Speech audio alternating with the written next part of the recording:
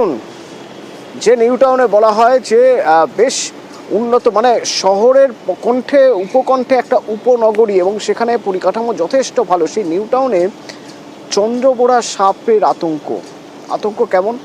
না, চন্দ্রবোড়া সাপের কামড়ে এখনো পর্যন্ত 3 জনের মৃত্যু হয়েছে, আর গত 1 বছরের হিসেব যদি দেখা যায় 15 জনকে সাপে কামড়েছে। বন দপ্তর কি বলছে? ঠিক নিউ টাউনের কোন এলাকার ঘটনা এটা জানবো। অনুপ রয়েছেন আমার সঙ্গে। অনুপ, আপনারা আসবেন না কেউ কাছে? তবে নিউটাউন অত্যাধুনিক শহর এবং সেই শহর কিন্তু একেবারে বাইরে থেকে মানুষের বসবাসের জন্য গড়ে তোলা হয়েছিল, কিন্তু সেই শহরেই কিন্তু একেবারে চন্দ্রবোড়া সাপের আতঙ্ক ইতিমধ্যে এমনটাই বলা চলে। তার কারণ পরিসংখ্যান অনুযায়ী দেখা যাবে নিউটাউন যে প্রপার শহর, সেই শহরে কিন্তু একেবারে বিভিন্ন ইমারতি যে দ্রব্যের নির্মাণের যখন কাজ হয়, ইমারতি দ্রব্য আছে, তার মধ্যে বালি অন্যতম। এই বালির গাড়িতে করে একেবারে চন্দ্রবোড়া যে সাপ, সেই সাপ কিন্তু একেবারে চলে আসে শহরে। এবং তারপরে যে বন দপ্তর আধিকারিক যেটা পরিসংখ্যান দিচ্ছে, সে অনুযায়ী বলা যায় যে বাচ্চা প্রসব করে কিন্তু চন্দ্রবোড়া সাপ। এবং সেখানে এখনো পর্যন্ত যারা বন দপ্তর আধিকারিক থেকে শুরু করে অন্যদিকে যারা পরিবেশবিদ আছে, তারা কিন্তু সাপ ধরার এই কাজ করে থাকেন। এবং সেখানেই কিন্তু একেবারে আতঙ্ক, বিভিন্ন মানুষের বাড়িতে যেমন সাপ ঢুকে যাচ্ছে, আবাসনের মধ্যে সাপ ঢুকে যাচ্ছে। এবং সেক্ষেত্রে লক্ষ্য করা যাচ্ছে এখনো পর্যন্ত প্রায় 1 বছরে গড়ে দেখতে গেলে 15 জনকে সাপে কামড়েছে, তার মধ্যে 3 জনের মৃত্যুর ঘটনা ঘটেছে। গত 1.5 বছর আগে কিন্তু একেবারে সৌরভ নস্কর আকন্দকশুরী বাসিন্দা, তার যেমন মৃত্যুর ঘটনা ঘটেছিল, খেলতে গিয়ে চন্দ্রবোড়া সাপ কামড়িয়ে পরবর্তী ক্ষেত্রে তার মৃত্যু হয়। এবং তারপরে দেখা যায় কয়েকদিন আগে 14 নভেম্বর বিবেকানন্দ পল্লী বলে একটি এলাকা, সেখানেও কিন্তু এক ব্যক্তিকে সাপে কামড়ায়। হরিমণ্ডল নাম, ইতিমধ্যে এখনো তার চিকিৎসা চলছে আরজিকর হাসপাতালে। সাপ ধরতে হবে তো, বন দপ্তরকে খবর দেওয়া হয়েছে, বন দপ্তর কিভাবে কাজ করছে?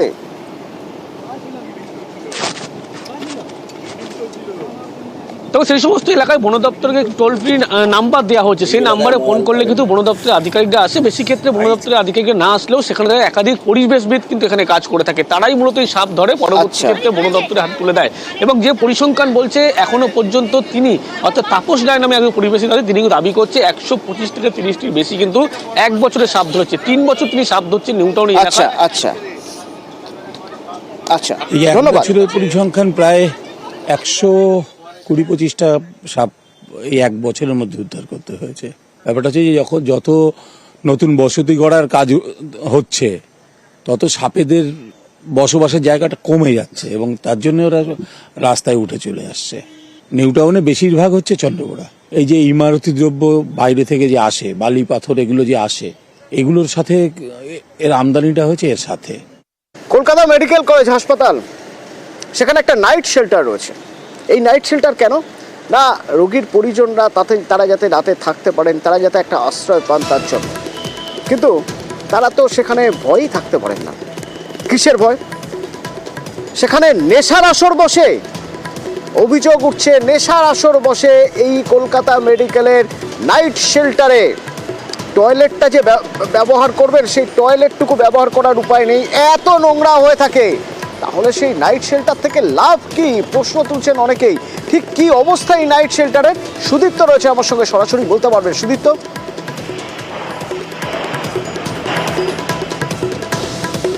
একদমই তাই অতনু, আমি এই মুহূর্তে একেবারে রাত্রি নিবাসের ওখানে দাঁড়িয়ে রয়েছি। কলকাতা মেডিকেল কলেজের 1 নম্বর গেট দিয়ে ঢুকে এমার্জেন্সির ঠিক পাশেই যে রাত্রি নিবাস, সেই রাত্রি নিবাসে দাঁড়িয়ে রয়েছি। এবং উল্লেখযোগ্য হচ্ছে যে এই যে 4তলা এই রাত্রি নিবাস রয়েছে, আমার ক্যামেরা পার্সন সৌমেনকে দেখাতে বলবো। এই রাত্রি নিবাসের একেবারে গ্রাউন্ড ফ্লোরে রয়েছে ক্যান্টিন, একেবারে প্রথম অর্থাৎ 1তলাতে রয়েছে মহিলাদের থাকার জায়গা, 2তলা এবং 3তলাতে রয়েছে পুরুষদের থাকার জায়গা। এবং এই যে জায়গাগুলিতে তাদের ঘরদোর এবং বাথরুম একেবারে অপরিচ্ছন্ন অবস্থায় রয়েছে। এবং এই যে রাত্রিনিবাস, সেই রাত্রিনিবাস একেবারে অপরিচ্ছন্ন।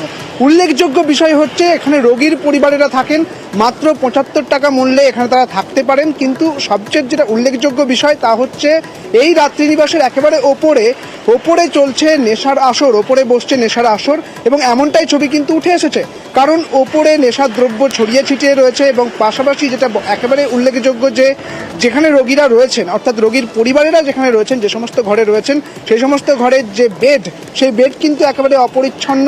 পাশাপাশি যে বাথরুমগুলি রয়েছে তাও কিন্তু একেবারে রোগীর পরিবার যাদের অভিজ্ঞতা হয়েছে এই রাত্রিবাস নিয়ে বা নাইট শেল্টার নিয়ে, কি বলছেন একবার শোনা যাক। জলপাইগুড়ি থেকে এখানে আছেন রুগী নিয়ে। কত টাকা লাগে? 75 টাকা পার বেড। পরিষ্কার পরিচ্ছন্ন? না, পরিষ্কার পরিচ্ছন্ন একদম নেই। বাথরুমটা বাথরুম খুবই নোংরা। যেখানে থাকেন বেড ফেড বেড ফেড খুব কম পরিষ্কার করা হয়। কোথা থেকে এসেছেন? মালদা থেকে। এখানে আছেন রোগী? হ্যাঁ, কিরকম পরিষ্কার পরিচ্ছন্ন? বাচ্চা কাচ্চাকে নিয়ে থাকা যায়, একটু পরিষ্কার পরিচ্ছন্ন হলে ভালো হতো। পরিষ্কার পরিচ্ছন্ন ঝাড়টার দেওয়া হয়, ওই মাঝে মধ্যে রোজ দেওয়া হয় না, 2-3 দিন ছাড়া অন্তর একবার করে দিয়ে যান। নিজেদের করে নিতে হয়? নিজেদের বলে বাথরুমটা নিজেরা টুকটাক পরিষ্কার করি, বাথরুম পরিষ্কার করার না এখানে কেউ সেরকম কাউকে দেখছি না।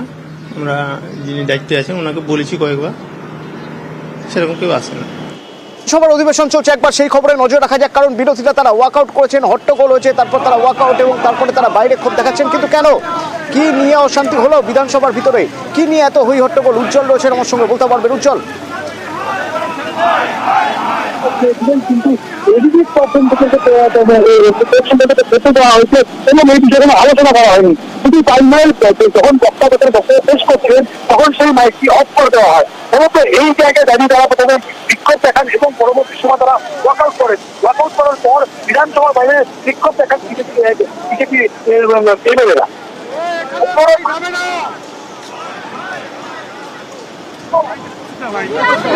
আমার সঙ্গে উজ্জ্বল জানাচ্ছিল যে আজ বিধানসভার ভিতরে হই হট্টগোল শুরু হয়ে যায়, মাইক বন্ধ করে দেওয়া হয়েছিল তাদের বক্তব্যের সময়, তারই ওয়াকআউট করে বিজেপি। তাপসী মণ্ডল যখন বক্তব্য পেশ করতে যাচ্ছেন তখনই তার মাইক বন্ধ করে দেওয়া হয়, এই অভিযোগ।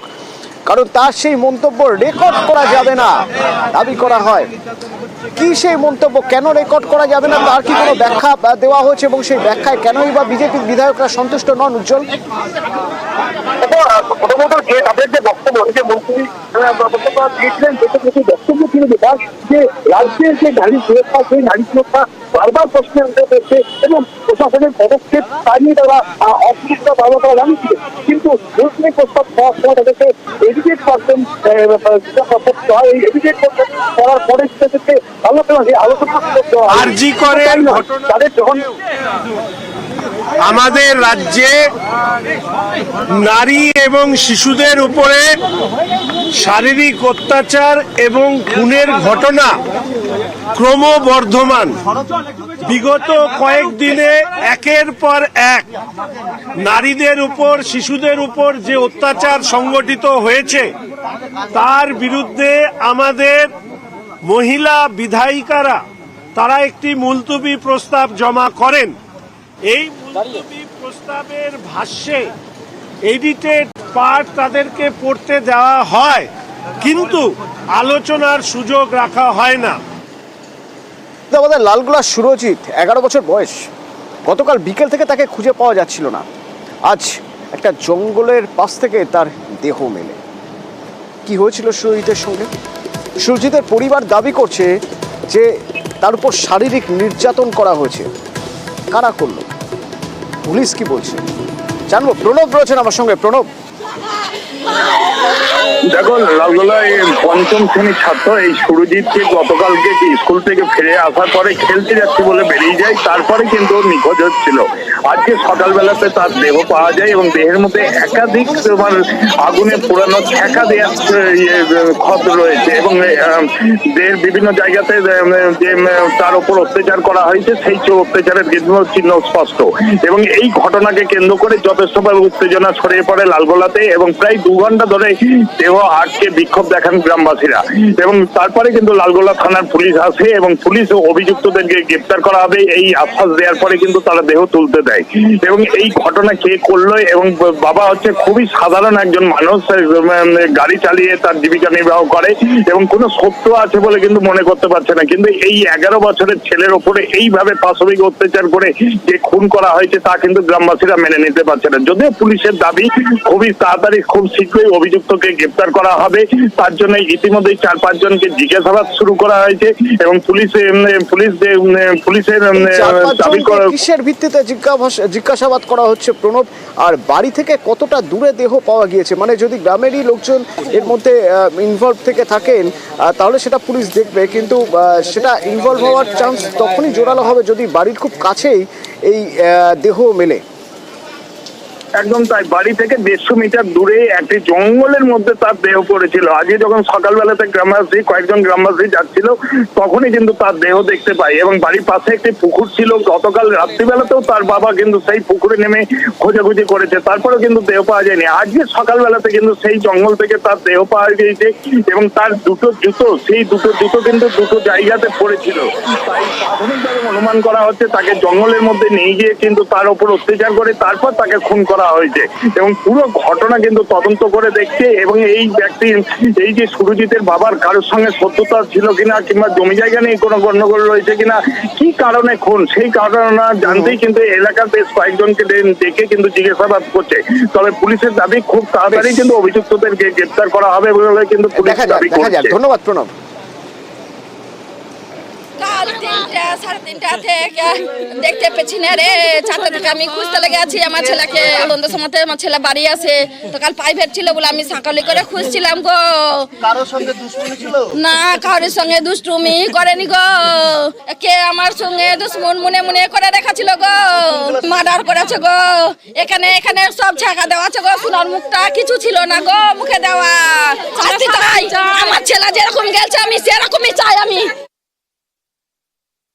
আঘাত তো এখানে দেখলাম, আর এরকম একটা রক্তের দাগ আছে মুখ দিয়ে আছে সব। তাহলে মার্ডার করেছে? আমাদের দৃঢ় বিশ্বাস, কে করেছে এটা বলতে পারছি না, তবে আমাদের দৃঢ় বিশ্বাস। চাইছেন কি? আমরা চাইছি প্রকৃত অপরাধী সামনে আসুক, শাস্তি পাক, আমরা যেন বুঝতে পারি যে এই ছেলেটি কাজ করেছে, জঘন্য কাজ করেছে। মালদা রতুয়ার ছবি দেখাবো আপনাদের। জমি বিবাদকে কেন্দ্র করে রতুয়ায় ধুন্ধুমার কাণ্ড, একেবারে দুপক্ষের মধ্যে ব্যাপক সংঘর্ষ।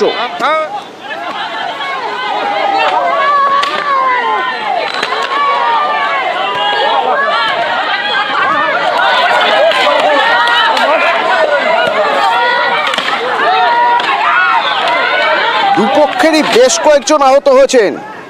কমলপুরের এই ঘটনার পিছনে কারণ কি? কেন হঠাৎ করে মারমুখী দুদল? সেবক রয়েছেন আমার সঙ্গে, বলতে পারবেন সেবক কি হয়েছিল? একদম অতন্য তুমি যেমনটা বলছিলে, এক কথায় ধুন্ধুমার সংঘর্ষ মালদহের রতুয়ার কাহালা গ্রাম পঞ্চায়েতের কমলপুর এই গ্রামে 32 শতক জমি নিয়ে দীর্ঘদিন ধরে রাজকুমার মহালদার, সমীর সিংহদের সঙ্গে বিবাদ। সমীর, উত্তম মহালদার, সুজিত মহালদারদের দুপক্ষই কিন্তু দাবি করছে এই 32 শতক জমি তাদের। ইতিমধ্যেই এই ঘটনা নিয়ে কিন্তু বিচারাধীন রয়েছে মামলা আদালতে। আর এরই মধ্যে দুই পক্ষ কিন্তু সংঘর্ষে জড়ালো, রীতিমতো বাঁশ, লাঠি, ছোটা ধারালো অস্ত্র নিয়ে একে অন্যের বিরুদ্ধে কার্যত ঝাঁপিয়ে পড়ে, এবং এই সংঘর্ষে বেশ কয়েকজন জখম হয়েছে। অন্তত দুপক্ষের 8 জন জখম হয়েছে, তাদের মধ্যে পুরুষ রয়েছে, মহিলা রয়েছে, বেশিরভাগই মাথায় আঘাত রয়েছে। এই জমি তো দীর্ঘদিন ধরে বিচারাধীন, মানে এই জমিতে একটা ডিসপুট রয়েছে, সেই ডিসপুট নিয়ে তো মামলা চলছে। আজ নতুন করে এমন কি ঘটনা ঘটলো যার জন্য এরকম পরিস্থিতি তৈরি হয়ে গেল? দেখো, দুদিন পরেই এই মামলার যে বিচারাধীন মামলা রয়েছে তার শুনানি রয়েছে। তার আগে এক পক্ষ অন্য পক্ষের বিরুদ্ধে জমি দখলের অভিযোগ তোলে, এবং দুপক্ষই জমিতে জড়ো হয়ে যায়। আর তারপরেই শুরু হয়ে যায় ধুন্ধুমার সংঘর্ষ, এবং একে অন্যের বিরুদ্ধে কিন্তু অভিযোগ করছে। এক পক্ষ বলছে অন্য পক্ষ জমি দখলের চেষ্টা করেছিল, আর অন্য পক্ষ বলছে অপর পক্ষ জমি দখলের চেষ্টা করেছিল, তারা বাধা দিয়েছে। দুপক্ষই অভিযোগ পাল্টা অভিযোগ করেছে। ইতিমধ্যে রতুয়া থানাতেও আজ নতুন করে অভিযোগ দায়ের হয়েছে। রতুয়া থানার পুলিশ তদন্ত শুরু করেছে, তবে এখনো পর্যন্ত কোনো গ্রেপ্তারের খবর নেই। কিন্তু যেভাবে সংঘর্ষ বেঁধেছে তাতে কিন্তু অনেকেই সামিল হয়ে গিয়েছিলেন। সব মিলিয়ে চাপা উত্তেজনা এই মুহূর্তে কমলপুর গ্রাম জুড়ে। ধন্যবাদ। আমার দাদারা বারণ করছে উনাদের কি বেরহা সরাবা না, ওরা জোর করে এসে বাড়ির বেরহা সরিয়ে দিয়ে লাঠি, ইট, পাথর, হাতে ধারদার অস্ত্র, হাসুয়া, বল্লম, ফোরসা, এগুলো সব নিয়ে ওরা ক্রান্তভাবে মারার চেষ্টা। ওরা প্রাণের ভয়ে বাড়িতে এসে লুকায়। তখন ওরা আগুন লাগাবার প্রচেষ্টায় আসে, কিন্তু বাড়িতে আগুন লাগাতে পারেনি। তখন থানায় আমরা ফোন করি, থানা থেকে পুলিশ যায়, গিয়ে আমাদেরকে নিয়ে আসে।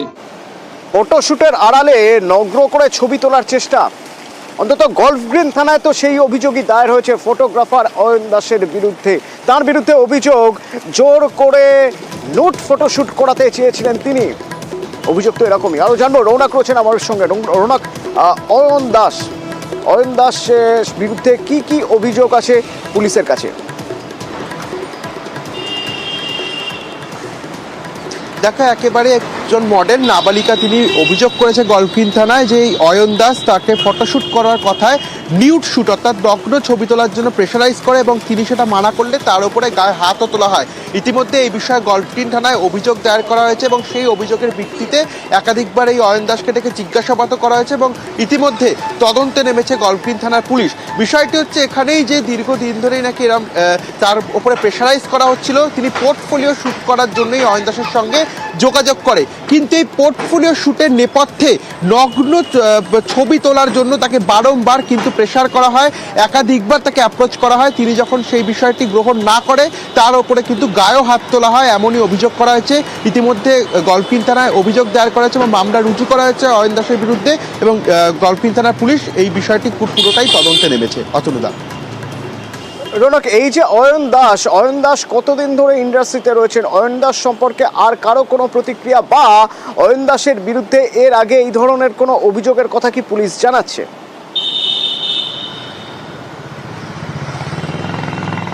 দেখো, প্রায় 5 থেকে 6 বছর ধরে কিন্তু তিনি এই ফটোগ্রাফি পেশার সঙ্গে যুক্ত রয়েছে এবং একাধিক যারা রয়েছেন মডেল তাদের কিন্তু তিনি পোর্টফোলিও শ্যুট করেছেন, কিন্তু এখনো পর্যন্ত থানায় তার বিরুদ্ধে কোনো লিখিত অভিযোগ দায়ের হয়নি। কিন্তু এই যে নাবালিকা, তাকে একাধিকবার তিনি কিন্তু এই নিউড ফটোশ্যুটের জন্য অ্যাপ্রোচ করেছিলেন, শুধু অ্যাপ্রোচই নয় তার গায়েও হাত তুলেছিলেন। সেই কারণেই কিন্তু এই অয়ন দাসের বিরুদ্ধে থানায় অভিযোগ করা হয়েছে। কিন্তু প্রায় 5 থেকে 6 বছর ধরে তিনি ফটোগ্রাফি পেশার সঙ্গে যুক্ত এবং প্রচুর মডেলের এই ধরনের কিন্তু ফটোশ্যুট করেছে, এমনই তথ্য আমাদের হাতে উঠে এসছে এবং পুলিশ সূত্রে জানা যাচ্ছে এই বিষয়টি নিয়ে ইতিমধ্যে তদন্তে নেওয়া হয়েছে এবং অয়ন দাসকে কিন্তু জিজ্ঞাসাবাদের জন্য একাধিকবার ডেকেও পাঠানো হয়েছে গলফিন থানায়।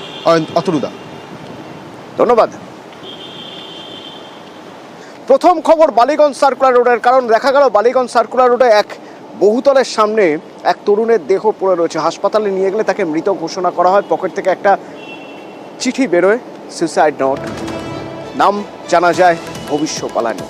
কে এই ভবিষ্য বালানি, কি হয়েছিল তার সঙ্গে, পুলিশ কি জানতে পারছে এখনো পর্যন্ত জানবো। বিবেক রয়েছেন আমার সঙ্গে সরাসরি। বিবেক,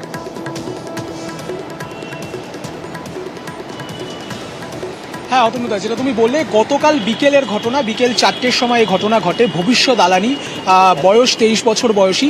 যেটা জানা যাচ্ছে এলাকার আশেপাশের লোকজনেরাও আমাদেরকে যেটা জানাচ্ছে যে বিকেল 4টে নাগাদ তারা একটি আওয়াজ শুনতে পান এবং পরবর্তীকালে চিৎকার চেঁচামেচি শুনে তারা এসে দেখেন যে 42/A যে আবাসন রয়েছে বালিগঞ্জ সার্কুলার রোডের উপরেই, সেখানেই আবাসনের পাশে যে গাড়ি রাখার জায়গা রয়েছে, ওপেন স্পেস, সেখানেই কিন্তু একেবারে রক্তাক্ত অবস্থায় পড়ে থাকতে দেখা যায় এই যুবককে এবং যেটা অনুমান করা হচ্ছে যে তিনি ছাদ থেকেই খুব সম্ভবত ঝাঁপ দিয়েছেন এবং পুলিশ সূত্রে যে খবরটা পাওয়া যাচ্ছে যে এই যে বিবেক ঝাঁপ দিয়েছেন, এটা কি পুলিশ কনফার্ম করছে? কিভাবে পুলিশ কনফার্ম করছে যে ঝাঁপ দিয়েছেন?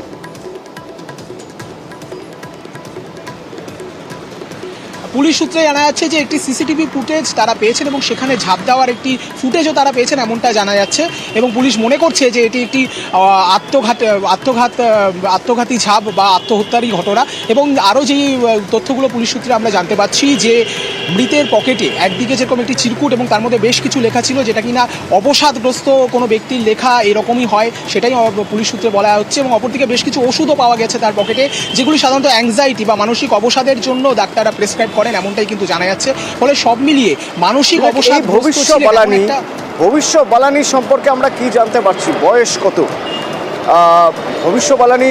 সেখানে কি করতেন, মানে সেটা তার বাড়ি, তার বাড়িতে আর কে কে আছে, কি জানতে পারছি?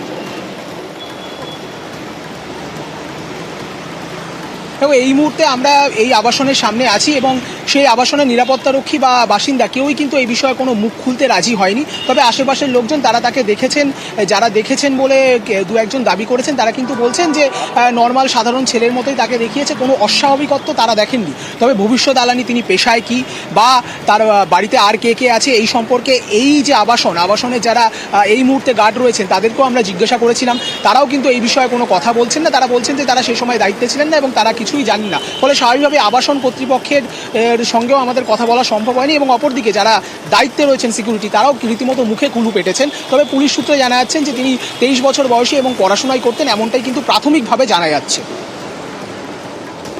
ধন্যবাদ। 23 বছরের ভবিষ্যবালানি, যার দেহ উদ্ধার হয়েছে বহুতলের সামনে থেকে, পুলিশের কাছে যে ক্লোজ সার্কিট ক্যামেরার ফুটেজ রয়েছে সেই ফুটেজ বলছে যে ফুটেজ থেকে পুলিশের প্রাথমিকভাবে যে ঝাঁপ দিয়েছেন ভবিষ্যবালানি, পকেট থেকে কিছু ওষুধ মিলেছে যা থেকে পুলিশের অনুমান হয়তো ডিপ্রেশনের শিকার ছিলেন, হয়তো কোনোভাবে অবসাদগ্রস্ত ছিলেন।